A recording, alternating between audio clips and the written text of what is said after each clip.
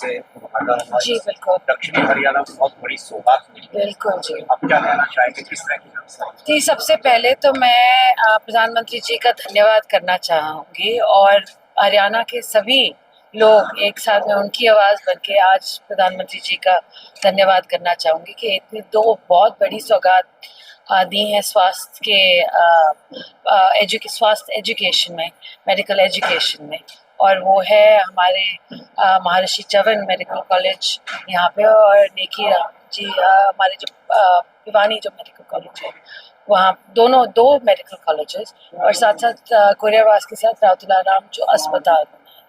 तो मैं आज के दिन प्रधानमंत्री जी का तहे दिल से धन्यवाद करना चाहती हूँ और मैं अब हमारे जो मुख्यमंत्री जी हैं उनका भी बहुत बहुत शुक्रिया अदा करना चाहती हूँ क्योंकि उनकी वजह से आज के दिन जो हेल्थ में बहुत सारी मैं कहूँगी गति आई है वो उनकी इंटरेस्ट की वजह से, क्योंकि हम सब तो हैं काम करने के लिए मगर हमेशा मुख्यमंत्री जी एक इंटरेस्ट लेते हैं स्वास्थ्य विभाग। क्या क्या नई सुविधाएं? जी, नई नई सुविधाओं के साथ साथ हम शुरू करेंगे कि हमारे यहाँ रेडियोलॉजी और एक्सरेज दोनों हो रही हैं और बहुत जल्द पीपीपी मोड पे जो सुविधाएं जहाँ मशीनें हैं और आप बोल रहे हैं कि नहीं चल रहे हैं, पीपीपी मोड पे हमने प्रपोजल रख दिया है, वो भी जल्द से जल्द बायो केमिस्ट्री लैब चल रही है। डायलिसिस के 15 बिस्तर हमने पिछले महीने ही शुरू किए हैं। तो धीरे धीरे जहाँ हमारे पास कमी है, जैसे 1400 हमारे वर्कर्स की कमी है, उसके लिए हमने HKRN में दे रखा है, हमने SS बोर्ड में दे रखा है। तो हमारे जल्द से जल्द जो डॉक्टर्स हैं और जो कर्मचारी हैं दोनों की भर्ती बहुत जल्द। तीन चीजें कितने एरिया में मेडिकल कॉलेज और अस्पताल बना है? दूसरी 70 एकड़ में, 70 एकड़ से ज्यादा है, 77 एकड़ ना। दूसरी बात, हाँ। मेडिकल कॉलेज में कितनी सीटें हैं और अस्पताल में कितने बेड का हॉस्पिटल बना है?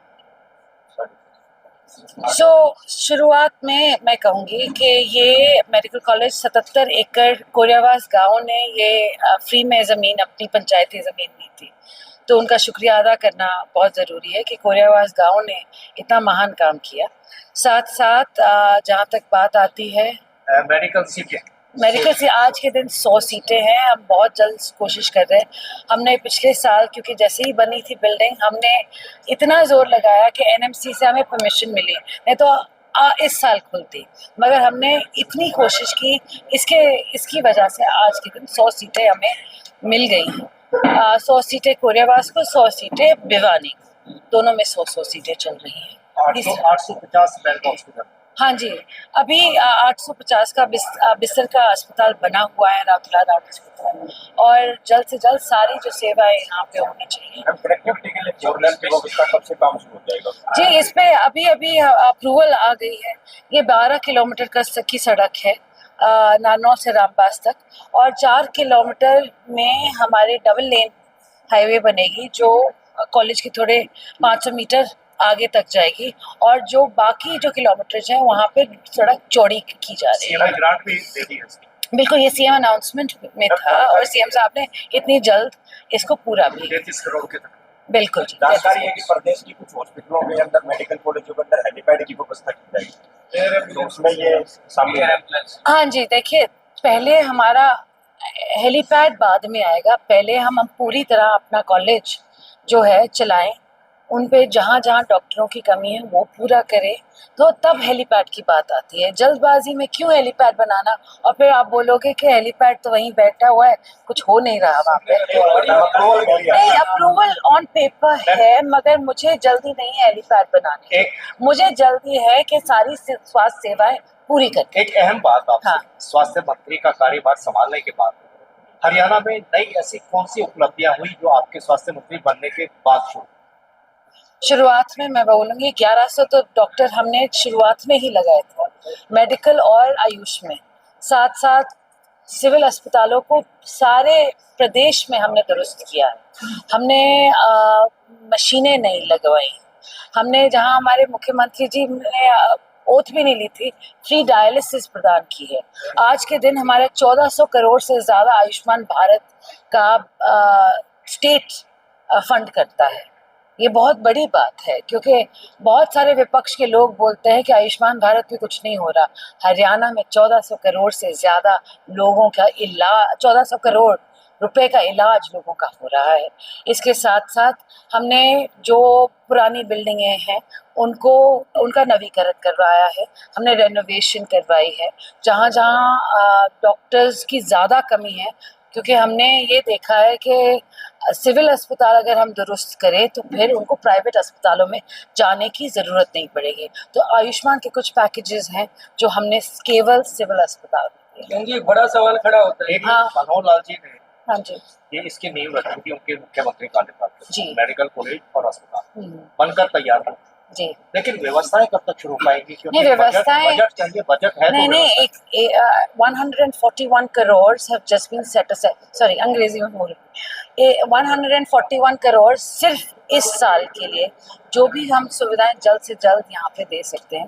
बिजली भी अभी अभी, क्योंकि फॉरेस्ट की वजह से हमारे खंबे नहीं लगे थे, ये आपको मालूम होगा, नहीं मालूम होगा मुझे नहीं मालूम, मगर काफ़ी वक्त से बिजली का बहुत ज़्यादा प्रॉब्लम चल रहा था कुरियावास में, और मैं इस पे लगी भी थी, मगर क्योंकि सेंट्रल गवर्नमेंट से परमिशन आती है, ये हरियाणा प्रदेश के सरकार की नहीं कितना है। बजट देता है? हाँ जी, बजट कितना देता है? 141 करोड़ हर, हाँ जी, 141 करोड़, जो स्पेशलिस्ट हाँ जी, है अभी हाँ जी, उनकी भी हमारी भर्ती हो रही है, अभी कॉन्ट्रैक्चुअल बेस पे हो रही है।